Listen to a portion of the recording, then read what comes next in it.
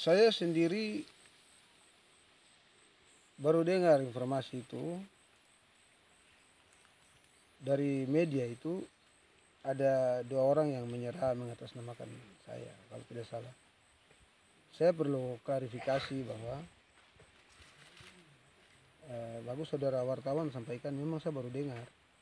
Tapi yang jelas tidak ada anak buah saya yang serahkan diri. Sementara saya di pengasingan ini dengan anggota semua tidak ada yang menyerahkan diri. Hanya kecurigaan saya saja itu mungkin yang mengatasnamakan apa itu saya itu mungkin yang diopemkan yang menyerah. Kalau anggota saya yang aktif tidak ada yang menyerahkan diri. Saya tidak tahu itu dari mana. Dari Yapen Timur kalau tidak salah saya dengar. Tapi yang jelas tidak ada seruan dari saya untuk menyerahkan diri ke pemerintah NKRI. Itu bukan solusi juga untuk main-main serahkan diri itu sudah permainan yang bukan baru saja terjadi, sudah lama.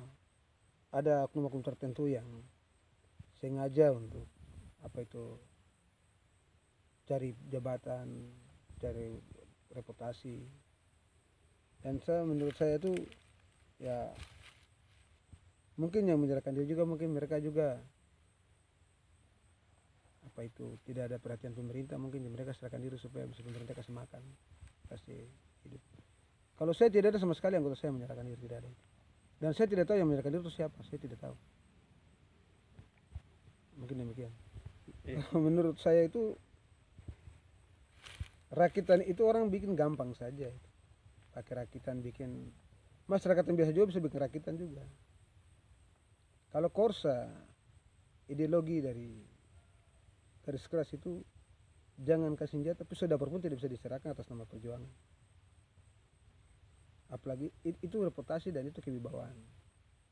Tidak mungkin anggota yang eksis tidak mungkin serahkan senjata itu. Itu menyangkut apa itu reputasi politik perjuangan. Justru saya apa itu berpikir bahwa kalau seperti ini terus terjadi, menurut saya itu penipuan publik saja. Seakan-akan itu pejabat di daerah, oknum pejabat di daerah tipu pejabat yang ada di pusat.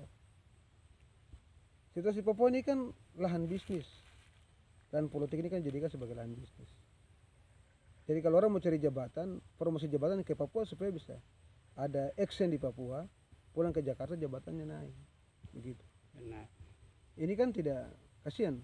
Justru kita garis keras yang ada di Papua ini kan ada berapa suku orang Papua ini kan berapa suku sekali, ada sekian ratus suku yang ada dengan berbeda-beda budaya dan tradisi yang berbeda-beda.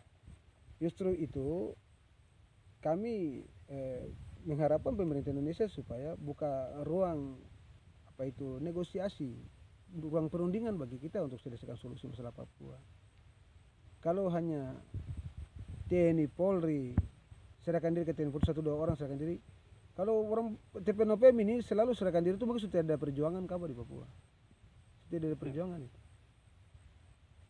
Sebab kalau setiap tahun ada dengar di media ada serahkan diri, serahkan senjata, wah berarti situasi Papua sudah aman karena semua PM sudah serahkan diri, sudah menyerah. Jadi kalau menurut saya ini tidak jelas. Karena saya sendiri tidak tahu yang menyerahkan diri itu siapa. Setidaknya kan saya tahu, oh ini anggota saya yang mungkin ini. Saya sama sekali tidak tahu siapa yang menyerahkan diri. Semua anggota saya itu kan yang aktif kan terdeteksi semua, terkontrol semua. Justru kita berjuang, kita juga punya sistem. Jadi saya justru mengidam-idamkan kapan pemerintah Indonesia berikan ruang bagi kita untuk apa itu kita berunding. Itu solusi. Aceh bisa berunding, kok Papua masa tidak bisa? Karena saya ini membawa sekian apa simpatisan, di atas ribuan simpatisan. Kalau saya menyerah sendiri pun belum tentu yang lain juga mau sehati dengan saya, sepakat dengan saya. Ya itu solusi. Perundingan itu solusi bagi Papua yang kita maksud. Bukan PON itu bukan solusi. Ya. Malah PON itu saya lihat di dalam redaksi itu ada di situ pemerintah Indonesia bikin PON bagi Papua. PON itu tidak kasih makan masyarakat Papua. masyarakat yang ada di kampung-kampung itu tidak sejahtera, tidak hidup dengan apa itu PON itu. PON itu hanya kalangan-kalangan khusus yang diramaikan oleh beberapa provinsi yang ada di Papua. Malah dananya dihabiskan dalam kondisi COVID, masyarakat lagi butuhkan dana, butuhkan makan, malah dananya dihabiskan ke PON. Dan PON itu bukan solusi. PON itu hanya reputasi saja, negara hanya buat itu saja untuk ini. Tapi sebenarnya PON itu bukan solusi untuk orang Papua. Orang Papua lagi, masyarakat Papua ini lagi butuh makan, dia lagi butuh kesejahteraan, dia lagi butuh kedamaian, kenyamanan. PON itu bukan solusi. Saya karena lihat di redaksi itu, karena sudah bangun PON apa ada perhatian, bukan solusi kalau itu. Karena yang merasakan PON itu kan bukan orang Papua. Ada semua provinsi yang ada semua ada di situ. Semua dana dibangun, infrastruktur semua dibangun hanya untuk PON. Dihabiskan ke PON, sekian triliun kan dihabiskan ke PON. Coba dalam kondisi COVID begini ya, coba pemerintah lihat dana sekian, coba kalau bagi ke masyarakat kan aman, tidak ada yang mungkin apa tuh kelaparan, apa segala macam. Kesejahteraannya bisa dibangun dari dana itu. Sekian itu coba habiskan ke PON hanya sesaat saja. Jadi PON itu bukan solusi. Kalau bagi saya itu saya rasa lucu juga kalau perhatiannya itu PON itu sudah mencoba nama baik Papua, tidak seperti itu. Hanya kalangan khusus saja itu. Jadi menurut saya itu solusi bagi Papua itu pemerintah NKRI buka ruang untuk berunding aja, supaya konflik di Papua ini bisa teratasi. Jadi saya minta maaf, saya klarifikasi tidak apa itu mengurangi rasa hormat dari semua pihak, tapi sama sekali yang menyerahkan diri itu bukan anggota saya. Jadi saya hanya klarifikasi bahwa itu bukan anggota saya. Di dalam media kan saya pun nama ada terbawa dalam. Saya mau bilang saya bukan anggota saya. Sebab komponen perjuangan di Papua ini banyak. Mungkin mereka dari komponen lain saya tidak tahu. Tapi kalau saya dengan barisan saya tidak ada itu yang menyerahkan diri itu.